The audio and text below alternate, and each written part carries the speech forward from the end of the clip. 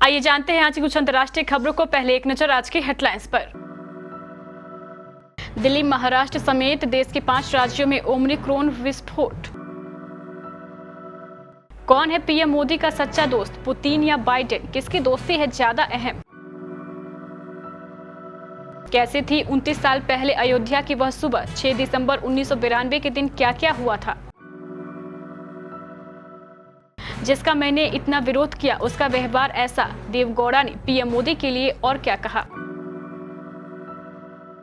पाकिस्तान में श्रीलंकाई नागरिक से हुई बर्बरता, सभी हड्डियां तोड़ी।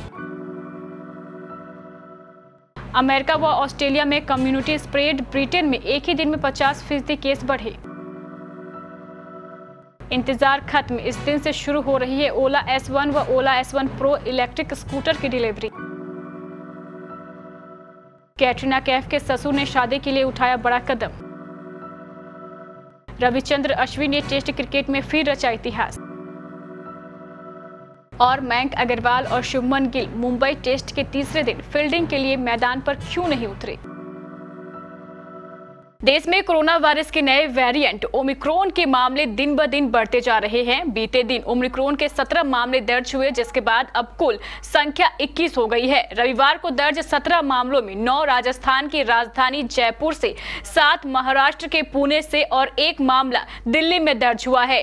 राजस्थान के चिकित्सा सचिव वैभव गलारिया ने बताया है कि संक्रमित लोगों की जीनोम सीक्वेंसिंग से 9 लोगों के कोरोना वायरस के एक नए स्वरूप ओमिक्रॉन से संक्रमित होने की पुष्टि हुई है। वहीं महाराष्ट्र के स्वास्थ्य अधिकारी ने पुणे जिले में 7 लोगों के ओमिक्रॉन से संक्रमित होने की पुष्टि की है। जानकारी के मुताबिक दर्ज मामलों में अधिकतर वो लोग पाए गए हैं जो हाल ही में अफ्रीकी देशों से आए हैं या इस तरह के लोगों के संपर्क में आए हैं। देश में ओमिक्रॉन का पहला केस कर्नाटक में देखने को मिला, जिसके बाद अब दिल्ली समेत 5 राज्यों में वेरिएंट के मामले दर्ज हो गए हैं। रूस इस समय कोरोना जैसे संकट और यूक्रेन जैसे तनाव का सामना कर रहा है। इस बीच रूस के राष्ट्रपति सिर्फ 6 घंटों के लिए भारत यात्रा पर आ रहे हैं। ये 6 घंटे दोनों देशों के लिए बेहद अहम है, क्योंकि भारत और रूस अपनी दोस्ती के 50 साल पूरे कर रहे हैं। अगस्त में सहयोग संधि की 50वीं वर्षगांठ मनाई गई और अब पुतिन की यात्रा भारत और रूस की दोस्ती पर मोहर लगाती है। पुतिन और पीएम मोदी अच्छे दोस्त हैं और कई मौकों पर दोनों साबित भी कर चुके हैं। लेकिन मोदी और पुतिन के मिलने से अमेरिकी राष्ट्रपति जो बाइडेन के साथ संबंधों में तल्खी आने का जोखिम भी है, क्योंकि बाइडेन और मोदी की दोस्ती जग जाहिर है। ऐसे में सवाल यह उठता है कि पीएम मोदी के लिए किसकी दोस्ती ज्यादा अहम है? रूस और अमेरिका के बीच तनाव कोई नई बात नहीं है, लेकिन पुतिन की भारत यात्रा से कुछ घंटे पहले ही बाइडेन ने रूस को यूक्रेन पर आक्रामक कार्रवाई को लेकर चेताया है। बाइडेन ने कहा है कि वह रूस के किसी भी कार्रवाई को नाकाम करने की तैयारी कर रहे हैं। वॉशिंगटन पोस्ट की रिपोर्ट में दावा किया गया है कि रूस करीब 1,75,000 सैनिकों के साथ यूक्रेन पर हमला कर सकता है, जबकि रूस ने सीमा पर किसी तरह के सैन्य जमावड़े से इनकार किया है। आज बाबरी विध्वंस की बरसी है। 29 साल पहले आज ही के दिन यानी 6 दिसंबर 1992 को कारसेवकों की भीड़ ने बाबरी विध्वंस के विवादित ढांचे को गिराया था। 6 दिसंबर अयोध्या के इतिहास में एक ऐसी तारीख के रूप में दर्ज हो गया है जिसका अलग अलग समुदायों पर अलग अलग प्रभाव है। इसकी वजह से लंबे समय तक अयोध्या को लेकर तनाव रहा, मगर 9 नवंबर 2019 को सुप्रीम कोर्ट ने अपने फैसले से ऐतिहासिक विवाद का पटाक्षेप कर दिया। तो चलिए जानते हैं कि आखिर 6 दिसंबर को अयोध्या की वह सुबह कैसी थी और उस दिन क्या क्या हुआ। आखिर 6 दिसंबर 1992 को अयोध्या में वह सब हो गया जिसकी सबको आशंका थी, लेकिन कोई ऐसा होते देखना नहीं चाहता था। फिर भी ऐसा हुआ। एक अतीत एक इतिहास जैसे इस दिन का वर्तमान इतिहास होते देख रहा था। उस घटना की कसक आज भी ताजा है। चारों तरफ धूल ही धूल थी। यहाँ कोई आंधी नहीं चल रही थी, लेकिन यह मंजर किसी आंधी से कम भी नहीं था। अपार जनसैलाब से यही भ्रम हो रहा था। इससे कोई फर्क नहीं पड़ता था कि भीड़ हजारों में थी या लाखों में। हाँ, एक बात तो जो पूरी तरह भीड़ में थी वह था जोश और जुनून। इसमें रत्ती भर भी कमी नहीं थी। ऐसा लग रहा था जैसे वहां मौजूद हर व्यक्ति अपने आप में एक नेता था। जय श्री राम, रामलला हम आएंगे, मंदिर वहीं बनाएंगे, एक धक्का और दो जैसे गनभेदी नारों के आगे आकाश की ऊंचाई भी कम पड़ती दिखाई दे रही थी और इसी भीड़ ने बाबरी मस्जिद के विवादित ढांचे को गिराया था। पूर्व प्रधानमंत्री एच.डी. देवगौड़ा ने रविवार को कहा है कि प्रधानमंत्री नरेंद्र मोदी के लिए उनका सम्मान तब कतई गुना बढ़ गया जब उन्होंने लोकसभा से इस्तीफा देने की उनकी इच्छा ठुकरा दी। देवगौड़ा ने उक्त घटना को याद करते हुए कहा है कि उन्होंने 2014 के लोकसभा चुनाव में मोदी को चुनौती दी थी। अगर भाजपा 276 सीटें जीतकर अपने दम पर सत्ता में आई तो वह लोकसभा से इस्तीफा दे देंगे। देवगौड़ा ने कहा, मैंने उनसे कहा था कि अगर आप 276 सीटें जीतते हैं तो मैं इस्तीफा दे दूंगा। आप दूसरों के साथ गठबंधन करके शासन कर सकते हैं, लेकिन आप अपने दम पर 276 सीटें जीतते हैं तो मैं लोकसभा से इस्तीफा दूंगा। उन्होंने यह भी कहा है कि भाजपा अपने दम पर सत्ता में आई, जिसके बाद उन्हें अपने किए वादे को पूरा करने की इच्छा हुई। जदयू संरक्षण ने याद करते हुए कहा है कि जीत के बाद मोदी ने उन्हें व्यक्तिगत रूप से शपथ ग्रहण समारोह में शामिल होने के लिए आमंत्रित भी किया था। पाकिस्तान के पंजाब प्रांत में श्रीलंकाई नागरिक प्रियंका कुमार दियावदान की पीट कर हत्या किए जाने के भयावह घटना के बाद मृतक की पोस्टमार्टम रिपोर्ट में अहम खुलासा हुआ है। पोस्टमार्टम रिपोर्ट के हवाले से न्यूज चैनल की खबर में कहा गया है कि दियावदाना के शरीर की लगभग सभी हड्डियां टूट गई थी और शव 99% जल गया था। कट्टरपंथी इस्लामी पार्टी तहरीक ए लबैक पाकिस्तान के समर्थकों ने शुक्रवार को एक कपड़ा कारखाने पर हमला किया था और उसके महाप्रबंधक दियावदाना को ईशनिंदा के आरोप में पीट कर मार डाला था। भीड़ ने इसके बाद उसके शव को आग के हवाले कर दिया था।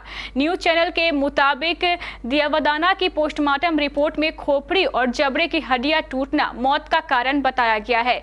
रिपोर्ट के मुताबिक उनके महत्वपूर्ण अंग यकृत, पेट तथा एक अन्य किडनी पर असर पड़ा। वहीं प्रताड़ना के निशान पूरे शरीर पर थे।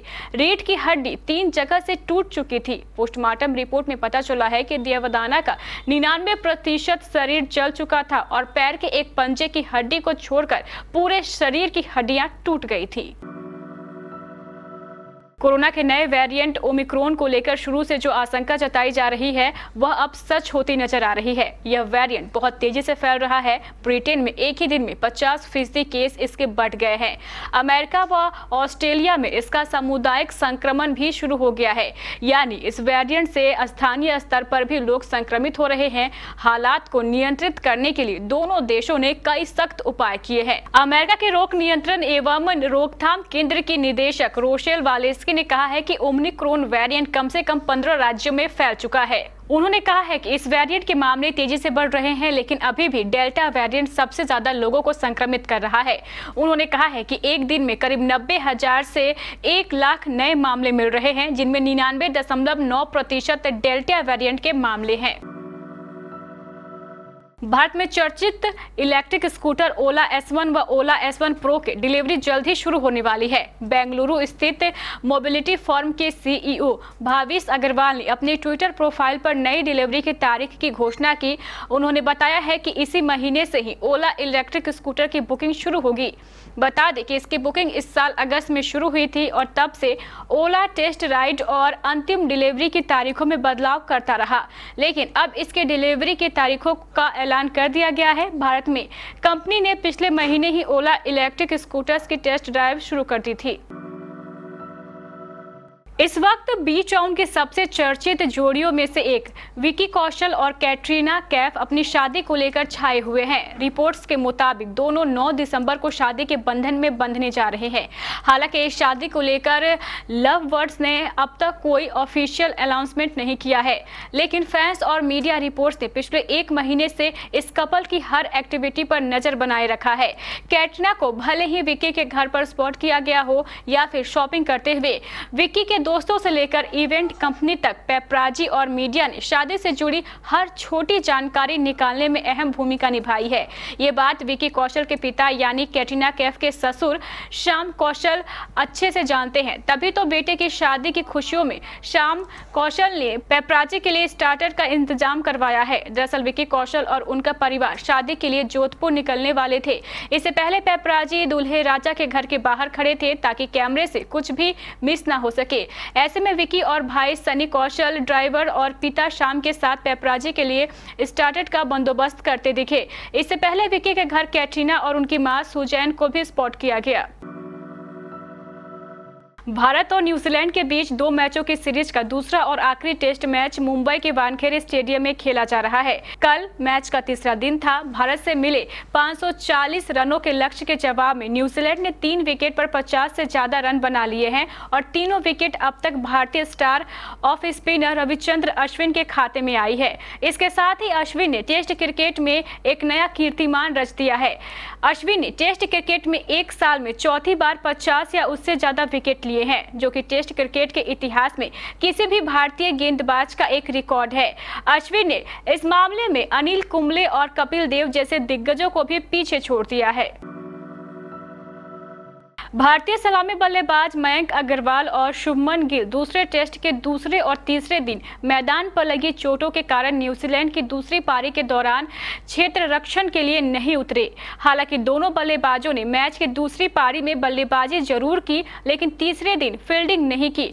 बीसीसीआई की मीडिया टीम ने रविवार को कहा, मयंक अग्रवाल की दूसरी पारी में बल्लेबाजी के दौरान दाईं बाजू में चोट लगी थी। उन्हें एहतियातन बरतते हुए मैदान पर नहीं उतरने देने की सलाह दी गई। शुभमन गिल के शनिवार को क्षेत्र रक्षण करते हुए दाएं हाथ के मध्य उंगली कट गई थी। वह रविवार को मैदान में नहीं उतरे। मयंक अग्रवाल ने इस टेस्ट में 150 और 62 रन की पारियां खेली है।